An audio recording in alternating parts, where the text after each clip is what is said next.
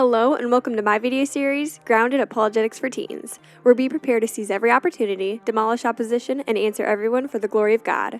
I'm Abby Holman and I'm glad you're watching.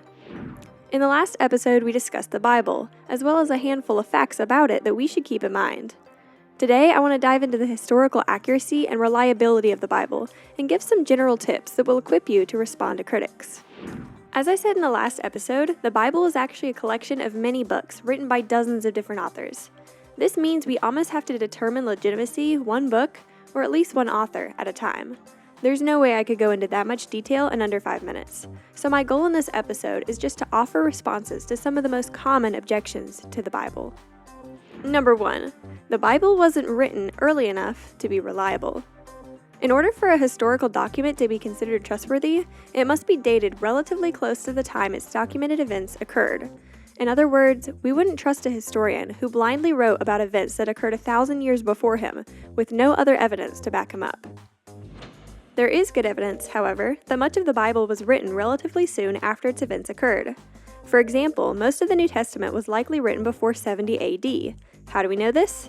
Because the temple in Jerusalem was destroyed by the Romans in 70 AD, fulfilling a prophecy Jesus spoke to his disciples in Mark 13:2.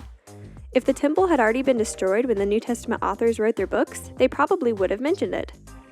It was, after all, a very significant event, and proof that Jesus' prophecy was true.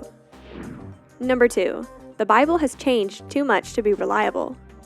While it is true that we do not have the original copies of the books of the Bible, we have manuscripts that are early enough to be considered trustworthy. For example, the Dead Sea Scrolls are ancient manuscripts that contain almost the entire Old Testament. These scrolls date back to as early as 250 BC. The recent discovery of these manuscripts was significant because it shows that the Old Testament has not been altered by the Christian Church throughout the years. The only variations between these manuscripts and the Christian Bible are insignificant differences in small details like spelling. Furthermore, we have nearly complete New Testament manuscripts dated between the 3rd and 4th centuries AD. There are many small fragments dated even earlier than that, with one as early as 120 AD. In total, we have 124 New Testament manuscripts dated within 300 years from its composition. Now get this. Most of our knowledge of ancient history comes from far less evidence than this. So by the standards of historians and scholars, we have exceptionally good reason to believe that the events in the Bible actually occurred. Number 3. There is no evidence Jesus existed besides the Bible. The extra-biblical evidence for Jesus' existence is actually so strong that the large majority of historians, Christian or not, conclude he must have existed. Many historians from the time of the early church mentioned Jesus.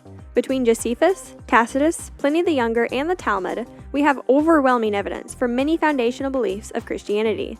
That Jesus was from Nazareth, that he was crucified by Pontius Pilate, that his disciples claimed he rose from the dead, and even that the early Christians were heavily persecuted for their faith. Even Bart Ehrman, a well-known agnostic and critic of the New Testament, says it makes you look foolish to claim that Jesus never existed. The argument that Christ is a myth is simply not rooted in evidence. There is so much more that could be said about the historical and archaeological evidence supporting the Bible, and I will include a list of links below to sources you can go to if you're looking for more information. But even with the little we've covered so far, it seems to me that the case for the accuracy and trustworthiness of the Bible is very, very strong. So next episode, we'll move on and go a little bit deeper into our discussion of the Word of God.